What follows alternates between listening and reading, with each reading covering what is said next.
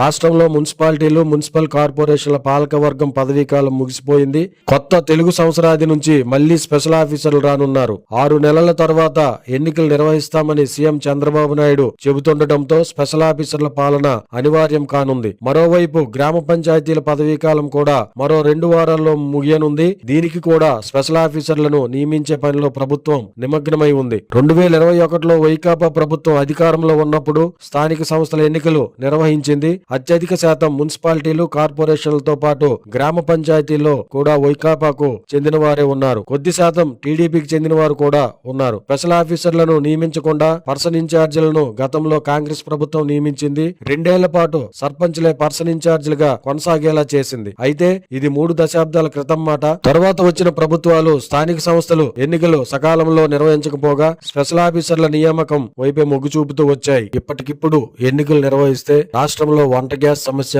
అధికార పార్టీకి పెద్ద తలనొప్పి కానుంది. గ్యాస్ సిలిండర్లు దొరకక తీవ్ర అవస్థలు పడుతున్న మహిళలు ప్రభుత్వానికి ప్రతికూలంగా ఉంటారనే భయం పాలకుల్లో ఉంది. గ్రామ పంచాయతీలకు పార్టీ రహిత ఎన్నికలు నిర్వహించాలన్న గ్రామాల్లో కూడా ఇదే సమస్యతో పాటు తాగునీరు, కరెంటు లాంటి సమస్య కూడా ఇబ్బందికరంగా మారుతాయనడంలో సందేహం లేదు. 6 నెలల్లో ఎన్నికలు నిర్వహిస్తామని సీఎం చెప్పడాన్ని ఈ 6 నెలల్లోగా గ్యాస్ సమస్య పోవచ్చును. విద్యుత్, తాగునీరు ఇబ్బందులు కూడా అప్పటికి ఉండబోవని, ఎన్నికల నిర్వహణకు అదే మంచి సమయమని భావిస్తున్నట్టు ఉంది. స్థానిక సంస్థలకు ఎన్నికలు నిర్వహించకుండా స్పెషల్ ఆఫీసర్ల పాలన ఉన్న కాలంలో అయితే ఆశించిన ప్రగతి కనిపించకపోవచ్చు. ప్రస్తుతం శ్రీకాకుళం, ఆమ్దలవలస లాంటి మున్సిపాలిటీల్లో స్పెషల్ ఆఫీసర్ పాలనే కొన్నేళ్లుగా కొనసాగుతుంది. శ్రీకాకుళం లాంటి మున్సిపల్ కార్పొరేషన్ కు కలెక్టర్, ఆమ్దాలవలస మున్సిపాలిటీకి డిప్యూటీ కలెక్టర్ స్థాయి అధికారి స్పెషల్ ఆఫీసర్ గా ఉండడంతో పౌరులు ఎవరూ స్వయంగా వెళ్లి సమస్యను చెప్పుకునే అవకాశం ఉండదు. దిగువ స్థాయిలో సిబ్బందికి చెప్పినా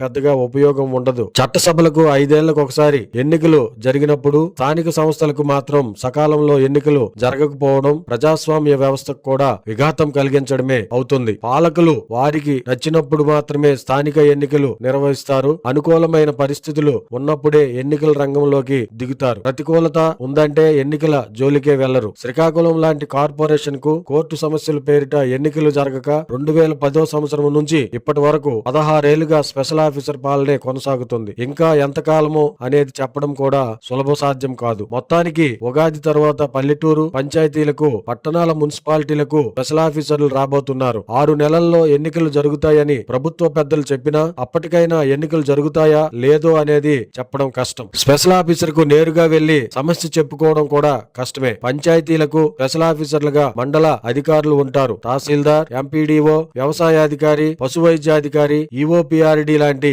అధికారులంతా ఒక స్పెషల్ ఆఫీసర్లుగా 2-3 పంచాయతీలకు బాధ్యతలు నిర్వహించనున్నారు. వారు నిర్వహిస్తున్న ఉద్యోగాల్లో బిజీగా ఉండే ఈ అధికారులు స్పెషల్ ఆఫీసర్లుగా పాలన సాగించొచ్చు గాని పౌర సమాజానికి ఆశించిన ప్రయోజనం ఉంటుందని చెప్పడం చాలా కష్టం.